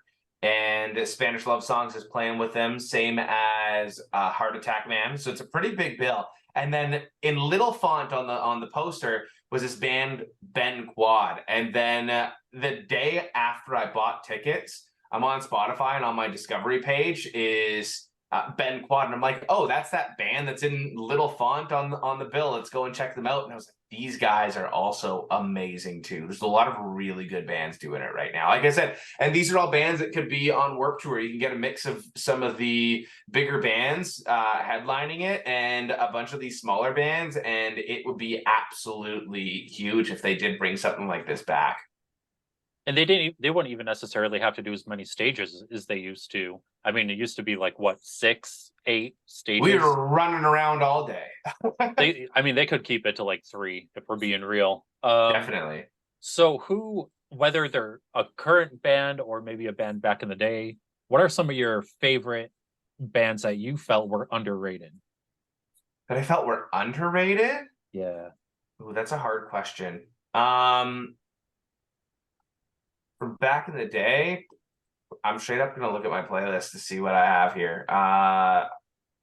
Actually, there was Receiving End of Sirens, and they just celebrated their anniversary as well, and I got them on vinyl. I think, I don't know, was Thrice underrated? I love Thrice, but like I didn't really ever hear much about them outside of my high school years. They kind of sort of I don't know, like I feel like we were sort of living in that bubble where I'm just kind of, oh, you know what, actually I have the perfect answer for you as I'm thinking of it all. Sugar Cult. I loved Sugar Cult, and I found them on MySpace one day when I was just kind of scrolling and looking for bands on MySpace, and came across them and was like, who are these guys? And just nobody else in my high school knew who they were. And I think even still, if I talk to some of my friends or the people that I still kind of keep in contact from those days, this band isn't nostalgic for them because they didn't grow up listening or didn't know who they were. So to me, I'm like, okay, these guys were in the same circle as me, but they never really, I don't know if maybe it was they didn't really crack north of the border, because I'm looking at your face and the way you're kind of surprised at the fact that nobody in my high school knew who they were. That's crazy. So were American like stoner movies not big in Canada? Like American Pie, Van Wilder? So they were, but I don't think Sugar Cult ever really at least made it to my high school. So maybe they were big in Canada, and I'm talking out of my butt here, but they never made it to my high school, and the people that I went to high school with have no idea who Sugar Cult is, but I remember absolutely loving them. But That's we had a lot of those stoner. We had our own Canadian stoner movies. We had like a Canadian version of Road Trip. It was fantastic. Oh man, what is that called? I need to see this now. So here's the thing. I was talking to a coworker about this as well. But a lot of people don't remember it. It was called Going the Distance, and it was a movie that was made by Much Music, which was the Canadian MTV, and it also featured a song by Gob that I can't find anywhere. They have this song called Break. Actually, I think it's on YouTube. You can find the music video for it, and it's like clips from the movie, but it's not on any streaming services. I remember loving that song. Gob is fantastic. But yeah, the movie, even Googling Going the Distance, there's another movie called Going the Distance, and it's not the Canadian Much Music one. I have it on DVD still, so that's the only way that I can find it and watch it. But I can't find it anywhere online. If you find it, let me know. Chris is gonna do a deep dive. I'm gonna have to Pirate Bay it or something. Yeah, put your detective skills to the test, because that one's a hard one to find. We just recorded last week an episode where we're looking up emo music and like pop punk and cinema, and every movie we found had Sugar Coal. Like In it it. almost no exaggeration. Every single movie Did at have a lot of least Sugar had Cult. some sort of Sugar Coal song. I mean, there were And 4 songs just in Van Wilder. yeah, I don't think I ever watched Van Wilder though. It's that's a great got movie. Ryan Reynolds in it. So It's a maybe great movie. I don't know. Maybe it was just time and place. Maybe it didn't get him into Canada. I'm sure it did, but I don't know. The people in my high school weren't that I knew and hung out with weren't listening to it and probably not watching it either. I'm sure some of us Americans were throwing it across the Rainbow Bridge. Yeah. It landed in the falls by accident. Yeah. Yes. Inside of a barrel. Going over the Exactly. falls in a barrel. Just to And make it sure it made survived. it. It probably would have survived too. Maybe. Or that guy that went across the tightrope had it in his back pocket. Illegal immigration right there. Yeah. That's a great way to get into the country. Just tightrope. Tightrope across the falls. That should be a citizen test if you want to come into Canada and be a Canadian citizen. If you can tightrope across it, you've proved you want to be Canadian enough. Yeah. So some of mine that I think are underrated, June, and they were on Victory Records for a couple albums. And then I just thought of them earlier today, and I had to listen to their music, so this is the only reason why I'm mentioning them. Tokyo Rose. Oh, I remember them. Apparently one member is still in it and has turned it into EDM. So Trying to pull a Skrillex. yeah. I feel like I'm trying to think of underrated bands, and the only one I can think of is Maxine. And I don't know if you know who they are. I think I remember Maxine. They were great. They were more poppy though. Yeah, I don't think I remember them. See, they were underrated. So, yeah, underrated. If they didn't make it to my high school, they were underrated. Apparently. Those are the rules. I don't make them. So we've been talking a lot about music. So we want to change it up, and just wondering, how did you get into content creation? By accident. I mean, like I said, look, like I've been doing radio for a long time now, and I always kind of looked at radio as content creation, just in a different medium. And with being in radio, we've sort of always had to kind of try to keep up with social media, from Facebook pages to Instagram pages and all of that. And yeah, just kind of like every now and then I would come up with an idea for like, oh, this would actually kind of make a funny TikTok. And whether it was something that was music related or like political, or if you go back on my TikTok, which please don't, but if you go back on my TikTok, like my old videos, like my fiance and I last night actually were going back at some of these old videos, just like I was unhinged. It was just like the stupidest shit. And some of my videos that are in my drafts are just the most unhinged videos, and I leave them in my drafts because I'll like go back to them, look at them, and laugh. They don't fit within my brand now, so I'm not gonna ever post them. But like I said, it's just sort of like unhinged videos or like skits that I kind of came up with, and just kind of messing around. And then one video or a couple of videos sort of hit within this niche a little while ago, and like I think last year I did one which I won't really touch on because I want to redo that one because it's been a while and I wasn't really like seriously creating content back then. But yeah, there was one video where it was sort of like going to school back in the 2000s, and it's like me in the back, I think singing like Hawthorne Heights or something, and my mom kind of drinking coffee going, oh, what the fuck? Because I remember how many times my mom drove me to school and was like, what are you listening to? And I controlled the radio, right? So I made one video, it did pretty well, and I had some people commenting saying, oh, do more videos like this. And I'm like, oh, okay. And just sort of like one video after another started taking off. And I'm like, wait a minute. People really relate to this stuff. And this is, you know, kind of bringing me back to my roots of everything and the reason why I sort of got into my career, right? It's like, this is such a big part of who I am. And I'm having so much fun just kind of like going down memory lane. Like, what can I do now for a video, or what do I remember, or like something will now come to me, and I'm like, I could totally make a video out of it. So now I'm just kind of doing it for fun and taking that trip down memory lane every single time I make a video, and it seems to be doing the same thing for other people. So it, like I said, it was kind of an accident. I've sort of had one video take off, and then I did another one, and another one started taking off, and I was just like, it's great. What was the hardest thing to learn when you were started off creating content?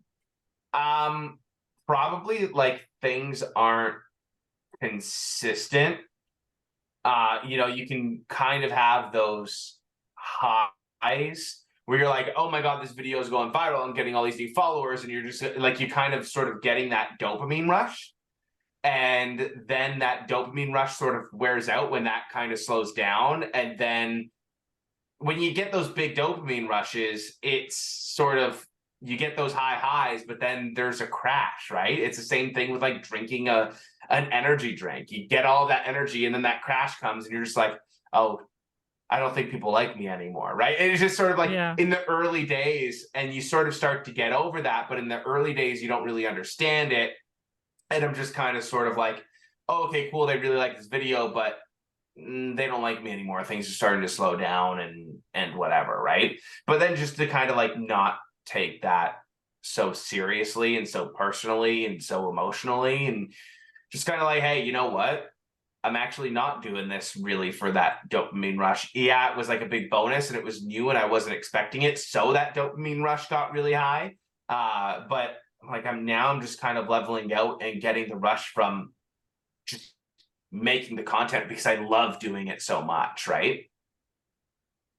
So that's sort of like the learning curve, and it's more emotional than it is like, oh, well, if you put in these keywords, then this thing will go viral.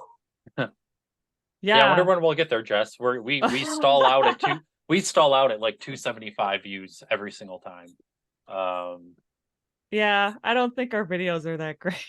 No, we're figuring it out. The ones that do best and get the most reaction are the ones that I've edited from our video content before. Yeah. And I swear someday I'll have time to go back and do that again. What do you mean my genie rubbing lamp one didn't get that many views? It was creepy a little bit. But yeah, we're trying. I think with the content stuff too, there's so many sort of like tips and tricks that are out there online that sort of pop up in my For You feed too, where every now and then I'll kind of watch it and be like, oh, actually, this is a pretty neat tip or trick. Maybe I'll try this in another video. And I feel like those kind of help, like making sure that you sort of have that hook to keep people going, or like making sure that you're not sort of wasting people's time with that extra, like you only have so much time to sort of catch their attention. So a lot of the times too, I notice a lot of people call it the millennial pause, and the millennial pause drives me crazy even as a millennial, because I'm in the business of, like I said, creating content even before I was doing it on Instagram, right? Like when I'm editing audio for, I've edited people's podcasts in the past as side cash, editing segments for a radio show or videos for whatever. You just sort of, that extra breath to start out, that's an extra like millisecond, but it counts. Like just edit out that little breath. It's little things like that that you can kind of pick up on that help, right? Like a video should never start out with you going, so apparently, just kind of cut it at the, so apparently, to, you know, just get rid of that. And that makes a world of difference, because now that's an extra half a second that you have to capture someone's attention. Yeah. Yeah, you've actually answered our next question we had lined up about tips. But you know, it's funny though, because we've looked up like all these tips and like when's the best time to post and all this other, it's all shit. None of it works. It is ever. crap. I can post sometimes when it tells you to post, and I'm like, is that East Coast, Central? And then I post and I get no views. Yeah, there was one time like you posted something and it got 11 views, and then 2 hours later I'm like, oh, it's not supposed to be a prime time, but I'm gonna post, and it got like 200 views within 5 minutes. And she's like, what the crap? Google lies.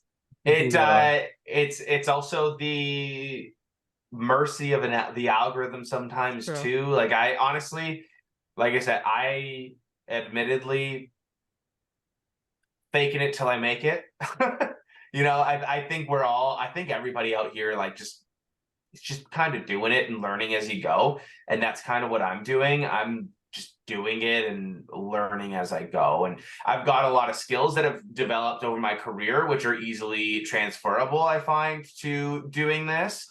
But there's a lot that I do know, and there's a lot that I don't know. So I'm just kind of figuring it all out. When it comes to timing, I personally like to try and post around dinner time because I think that it might be doing something, but like, do I know it's doing something? Not really. I'm just Right. kind of like, it seems to be working for me, so I just keep doing it. We've found that it seems like if you're posting around like lunch break time or like maybe like 7 a.m. when people are getting ready for work or taking a crap or something, like they're viewing stuff. So those times seem to work for us, but again, it's inconsistent, it seems. With that being said, we may not get a lot of comments, but out of our like 2 or 3 comments we've had On we're TikTok. on TikTok, we're at about a 50% hate comment rate, right? Oh no. How do you deal with hate? Like, I don't know if you get much of it, but the one we got was super stupid of a comment, so it doesn't bother me at all. Can I know what they said? So What it was was the it? one. It was the one where I was talking about we're researching bands that we couldn't stand, and Okay. something about my caption was like, when you have such a great idea, it's the worst idea ever, but you have to push through for content. And I'm like laying in bed, like looking like I hate my life, because honestly, I did at that very moment. And somebody's like, then why would you even do it? Or It like, wasn't just don't do it. It wasn't really hate, bad, but like, but it was still funny, and actually I it thought it was was. kind of funny. It is pretty funny, honestly. That we get Yeah. no comments, and the one comment we get is some guy saying, well, I'm gonna find it right now. Like, then don't do it. Yeah, I said, then don't do it, and then has the emoji like this with the hands up. Yeah, I find that like, I don't know, maybe it's just because I'm an internet kid and I've been on the internet since the MySpace days and just sort of like desensitized to a lot of it. Like I said, I go through almost every single DM. Like the only time I don't really respond to DMs is if a line feels like it might be crossed. And even then sometimes I'll just kind of like, thank you, or I'll just double tap it. Just kind of like, I'm like, you never know down the road, maybe this person will add something of value, and I like to give people the benefit of the doubt. So I'll sort of like accept them out of the requests jail. Yeah. And then if they cross the line, then that's when I'll block them or restrict them or whatever, right?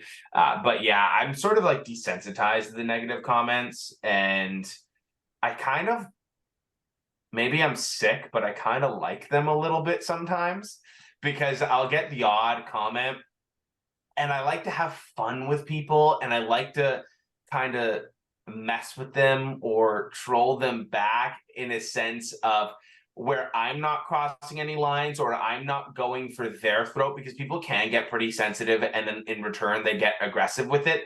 But I like to have fun with those people. So every now and then, if you look through some of my videos that are a little bit more popular, someone, I wonder if I can find it really quick, because my reply gets a lot of likes on it now. But yeah, someone like wrote something negative. Here it is. I found it already. No, let me pull it back up. I'm just going to turn off the audio so you don't hear that on a loop. So this guy says every single song that came on is cringy AF. Right? So that's more of a negative comment. It's not necessarily a hate towards me, but I remember seeing that post and I'm like, oh, I'm gonna have fun with this. And I just replied with saying, like, just say you're no fun. It's okay. So like my reply isn't anything bad. I'm not saying anything negative about him, but just say you're no fun. It's okay. And it's sort of a witty, like, snarky remark. And that also in turn led to 1,825 likes and 85 more comments on that thread, which also improved my engagement. So I'm sort of like making the best with a negative situation. You know, you're making lemonade with lemons. Oh man, we should have commented back to that hater. So I love doing stuff like that, but like I've always sort of loved doing stuff like that. And there's always sort of been like, I mean, I've done that stuff with even the radio station pages, but it really depends on the radio station, the company, the management at the time. But, you know, I love making those snarky remarks. As long as I'm not going to get in trouble from my bosses, I've sort of always done that. Right. I mean, you got it sometimes. And you know what? It shows that you have a sense of humor too. It's true. Right? It's like I can take your negative comment and hit you back with something that's snarky and fun. And it also, I feel like, is a great sort of representation of the fact that, like, I also don't really take myself all that seriously. You know, like I take my work seriously, and when I'm working and putting my blood, sweat, and tears into something, like, yeah, I take that seriously. But myself, I can laugh at myself. Like I don't take life or myself all that seriously. You know, it's too short to be taking things too seriously, to get upset because some guy says that I'm cringy. Like, yeah, I know I'm cringy. We all freaking were. Like, the content that I'm making is cringy, but it's nostalgic and it's fun. And that's what makes it cringy, but also great. Like, the cringiness makes it great. I don't know. That's my 2 cents. That's my opinion. See, he's never seen Van Wilder, and he already subscribes to one of the key tenets of that movie. Don't take life too seriously. Nobody makes it out alive. Yep. Chris and I laugh at ourselves all the time. Exactly. You have That's to. all People we that can take do. themselves too seriously are boring. Who wants to be around that? Not me. Serious is not fun. No. Although sometimes I have to be serious. A fun story about being serious. I recently did a company-wide training at work, and so I work remotely, so I had to do it through Teams. And I delivered a training. I'm much more used to delivering trainings in person, because prior to this job, everything was in person. And I have 2 faces. I don't know if you've noticed throughout the period of this, like I have my normal face, like, or I'm laughing. There's no in between. And so one of the people on my team afterward goes, "Great job, although you have resting dad face."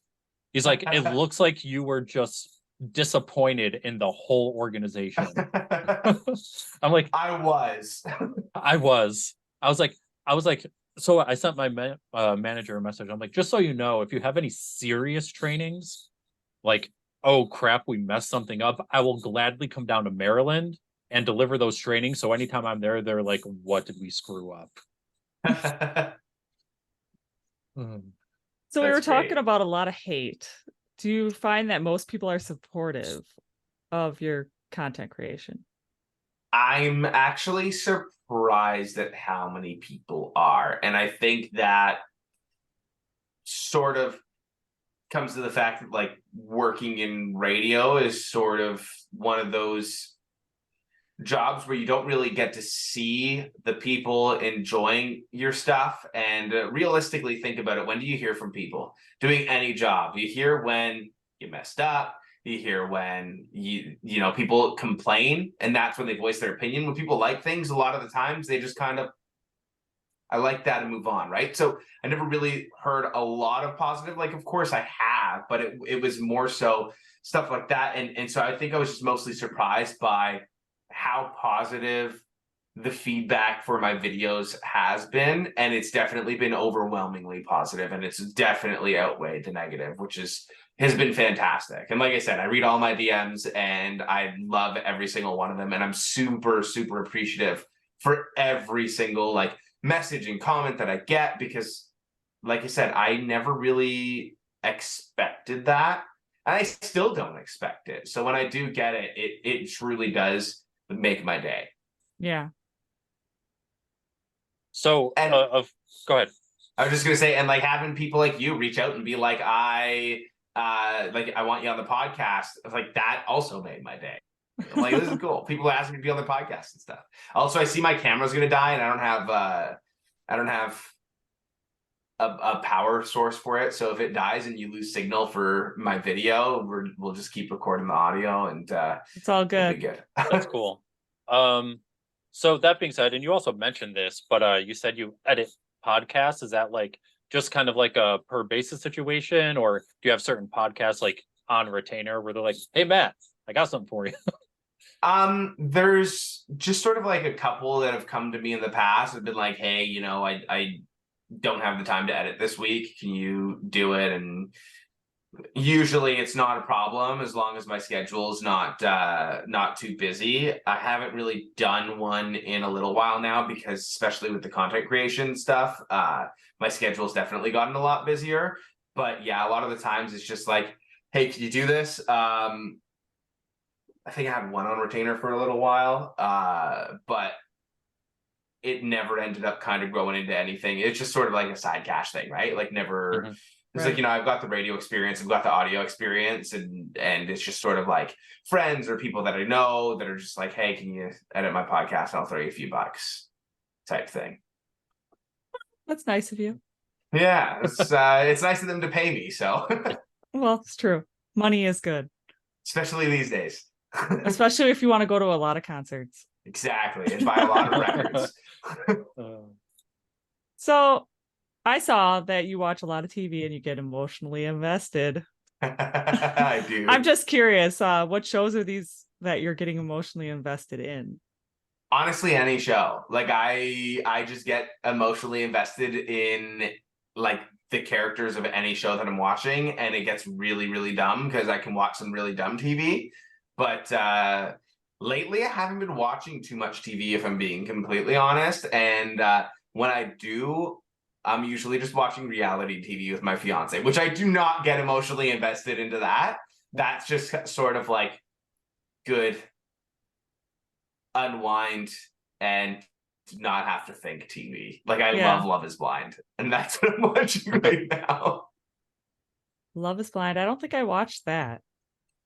This season isn't my favorite, but I love reality TV now, and I never really did before. And then years ago, when my fiance started getting me onto it, I started watching it more and more with her. I like denied that I liked it, and eventually I'm just like, screw it. There's good ones and bad ones, and I like it. It's so good to just turn off your brain and watch something like that. That and football for me. Yeah, my husband and I got into Farmer Wants a Wife. Oh my god, I haven't watched that one, but that sounds hilarious. It was like, I was just like, why are we watching this still?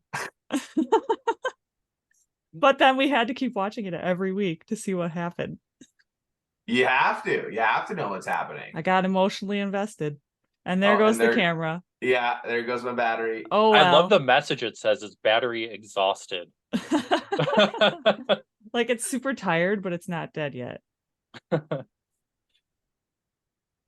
You hear me now? Can you hear me now? Yeah, there we Now go. we Okay. hear you. I just put on my gaming headset, so I was like, I don't know why. I had my microphone plugged into the interface and nothing changed audio wise.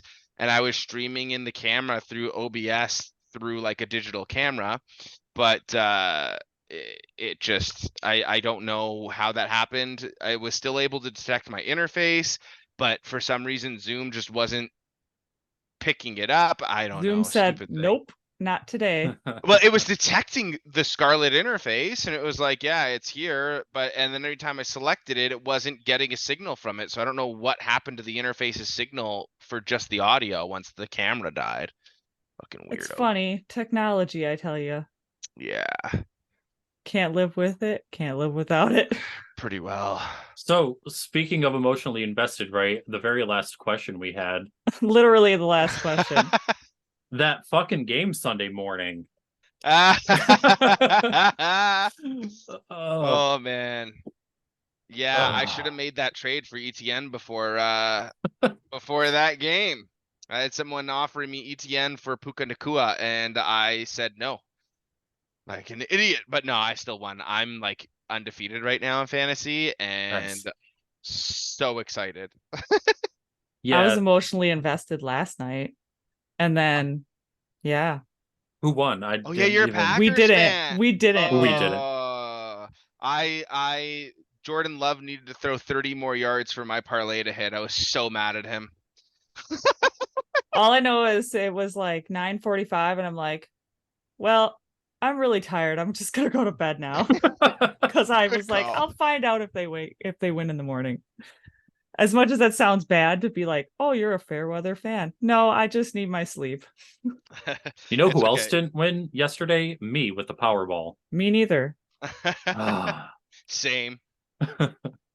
We want to win the Powerball. Chris said he'd give me some money, Yeah. and As vice much versa. as much as I'm allowed to give you, make it tax free every year. What is it, 16 or 17K? Something like that. Nobody won yet.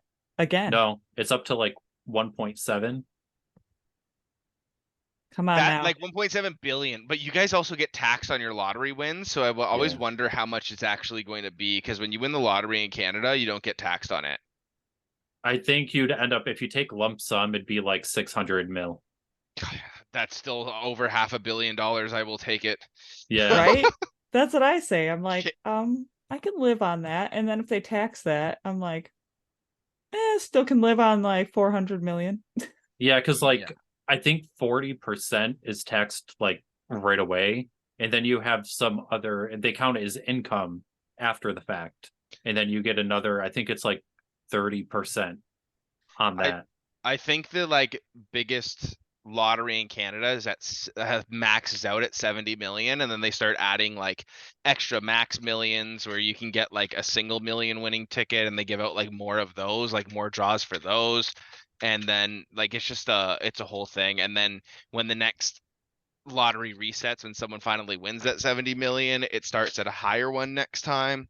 But yeah, you can only win 70, but it's also untaxed, and I mean $70 million is fuck you money, so I'll take it. I mean, I'll take any millions. Yeah, I'll take one. Even 1 million I would take. It would help me get a house. And Yeah, that's all I care. exactly. Yeah, in Toronto, it'll help you get a down payment on a house. How much are houses in Toronto? Like a detached home goes Yeah. for like the cheapest house that you can get. Like I don't think you can find a detached home in Toronto for less than maybe like 2, like in the actual city. Like thinking maybe around 2 million. Some condos go for $1 million over here, which is Wow. crazy. And I thought our houses were expensive in Wisconsin. No, go and look at the Toronto housing market. It is like it's just absolutely insane. Because I could get a house here for like 300,000. Yeah, 300,000. You can't even get a bachelor condo in Toronto. Damn. Like a studio, you can't even get that for 3. But also, this is Canadian, not US. So like 300 US probably is like what, maybe 450. I'm gonna like guess. I don't know. And that's Chris is still gonna like Google it right now. Okay, I'll Google it.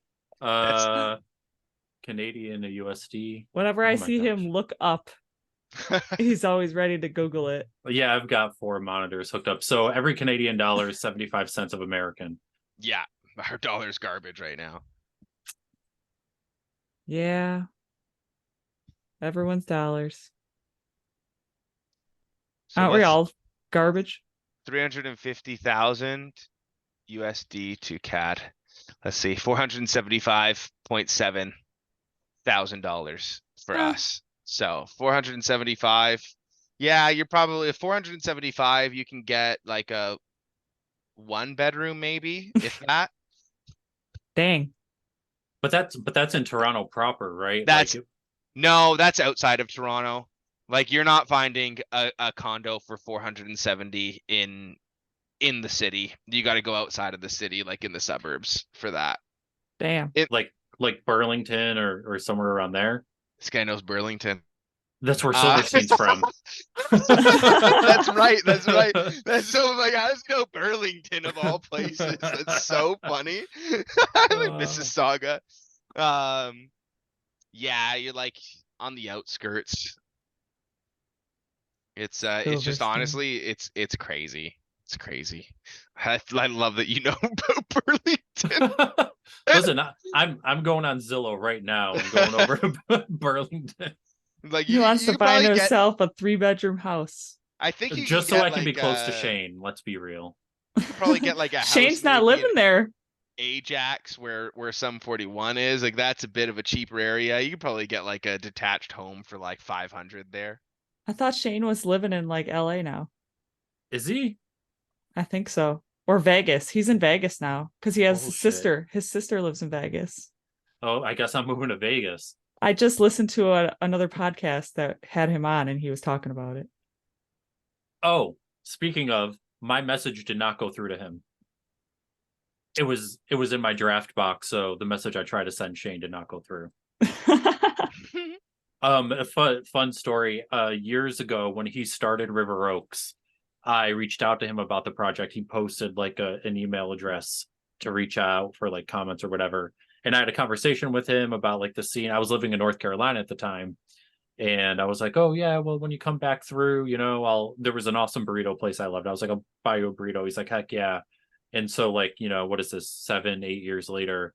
So I start off my email trying to contact him to come on the podcast being like, I think I still owe you a burrito. Is he gonna get that burrito or what? He's got to come to Syracuse. So you sent him the message and that's what you said? Yeah, I forget exactly what it said. I sent it on this laptop, but for some reason the message didn't go through. I don't know if I have to I think I changed my email password and I have to re-authenticate it, and that's probably why it didn't go through. But yeah, it didn't go through at all. It's not even in my sent box on this computer. Whoops. So I got to try and send it again. Yet again, technology strikes. Yeah. I hope that you guys can edit out my me fumbling to figure out the mic situation. Oh yeah, Oh, it Jess should is be a fine. pro at cutting audio. Yeah, on Dude. my Spotify for podcasters. One of the episodes we did, was it the Warp Tour episode? You said we had a lot of and Yeah. and she had to cut out minutes worth. Well, that was like, we've gotten better as we've gone on. Yeah. For sure. And that's natural. That'll happen. Chris still says a lot though. No. Yes, you do. I say it relatively That's a lie. often, so it's okay. It's not a lie. We all do it. I don't know. I don't think I said except right there. I do. And it's funny because when I'm in a meeting at work, I'm very critical of people who say it. Like, Are you? Oh, yeah. At one point when I worked at Verizon, my supervisor was presenting something and going through like a dry run. And at the end, she was like, do you guys have any comments, feedback? And she went down the line through all of us. And I said, you said 47 times. I counted. But yeah, no, I'm very critical of it, to the point as to where when I am presenting something, I will pause instead of saying it's different with the podcast. I definitely do say and but when I'm doing like a live presentation for work or whatever the case may be, I really fight doing it. It's just because we're so casual, Jess. We're chilling. Yeah, we're chill. We try to be. We do. It's solid strategy to just stop and pause. Like the pause feels longer than it actually is most of the time, but it's not actually that bad. The thing is when you get to be really casual, like you just said, and you're just kind of hanging out with buddies, then that's when, that's when you just kind of let them all fly, because your brain's just going faster than the words can kind of come out. At least that's what I find. Yeah. So Jess, you can cut again. Matt, you can stay on after we do a little closing verbiage here, and we can hang out for a minute if you have it. But we should probably record like an actual closing to this episode. Yeah, Sure. a closing. Yeah. Oh man, you're gonna make me do that in front I of am. people? I'm gonna put you on Oh, the spot gosh, for this on the one. spot. Well, you're gonna put me on the spot. Yeah. Oh, I thought you were about to go into it because that's how you always start. The closing is with well. Well, that's the end of this episode. Actually, last time I did one, I did my own closing all by myself. You can do that. That's fine. But we do want to thank you for coming on the podcast, Matt. Thank you for having me on. It's been fun. And I was nervous. And Chris wasn't. I was not. I was stoked. Honestly. What's there to be nervous about? I don't know. I'm nervous before every single one, even when I'm interviewing bands or even when me and Chris are just talking. And every other interview we've done so far are people you know. It's true. It's true. I do know them. But, in my defense, though, the last interview, I hadn't seen them in like 15 years. That's true. So, but I wasn't that nervous with that one. So yeah. Thanks again for coming on. Thank you so much for having me on. This was a lot of fun. It was. I enjoyed it. Maybe we'll have you on another time. Yeah. Absolutely. Anytime. We're always looking for more guests. We are. You can definitely come on again. And I mean, definitely stay in touch too. Who knows? I mean, maybe... if you like us, I mean, if Who you knows? don't like us, don't stay in touch with us. I'm gonna that was my alt account that commented on your TikTok page. We talked earlier. Yeah. Make sure you subscribe to the podcast too. We need more subscribers for sure. Do we have a general idea as to when this episode would even go up? Probably November at this point, unless I push a different episode back to have this one air. Did we do our Halloween episode already? Didn't you already? That was the beginning of October, yes. Yeah. So do you want me to stop recording this? Yeah, that's fine.